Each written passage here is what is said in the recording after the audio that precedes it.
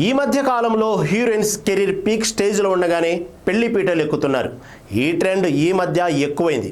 ఒకప్పుడు హీరోయిన్గా career fade out అయ్యాక కానీ హీరోయిన్స్ పెళ్లి చేసుకునేవారు కాదు. కానీ ఈ మధ్య కథానాయికగా కెరీర్ కంటిన్యూ చేస్తూనే పెళ్లి పీటలు ఎక్కుతున్నారు. పెళ్లి తర్వాత పిల్లలు పుట్టిన తర్వాత హీరోయిన్గా కంటిన్యూ చేస్తున్నారు.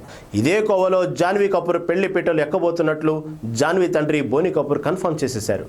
మహారాష్ట్ర మాజీ సీఎం, కేంద్ర మాజీ హోంమంత్రిగా పనిచేసిన సుశీల్ కుమార్ షిండే ఈయనకు తాత అవుతారు.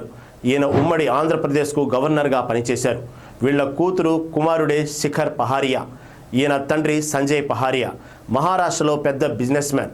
ఇతను గత కొన్నేళ్లుగా జాన్వీ కపూర్తో డేటింగ్లో ఉన్నాడు. ఇక జాన్వీ, శిఖర్ కలిసి ఉన్న ఫోటోలు సోషల్ మీడియాలో వైరల్ అయ్యాయి.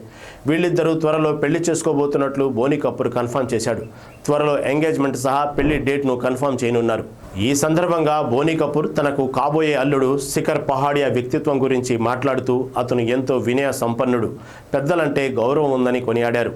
అంతేకాదు, శిఖర్ జాన్వీతో పాటు మా కుటుంబానికి ఎంతో ఆప్తుడుగా ఎల్లవేళలో మాకు తోడుగా నిలిచిన విషయాన్ని ప్రస్తావించారు.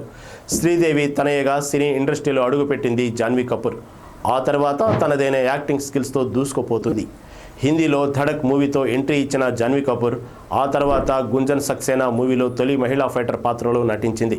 ఈ సినిమా నేరుగా ఓటీటీ వేదికగా రిలీజ్ అయింది. అక్కడ కూడా ఈ సినిమా మంచి టాక్ తెచ్చుకుంది. ఇక ఎన్టీఆర్తో చేస్తున్న దేవర మూవీతో దక్షిణాదిలో సినీ ఇండస్ట్రీలో అడుగుపెట్టబోతుంది. ఈ సినిమా ఈ ఏడాది అక్టోబర్ 10న విడుదల కాబోతుంది. ఈ సినిమా 2 పార్టులుగా రానుంది. అటు ఎన్టీఆర్ మూవీ తర్వాత రామ్ చరణ్, బుచ్చిబాబు సన్నా మూవీకి సైన్ చేసింది. తాజాగా ఈ సినిమా పూజా కార్యక్రమాలతో ప్రారంభమైంది.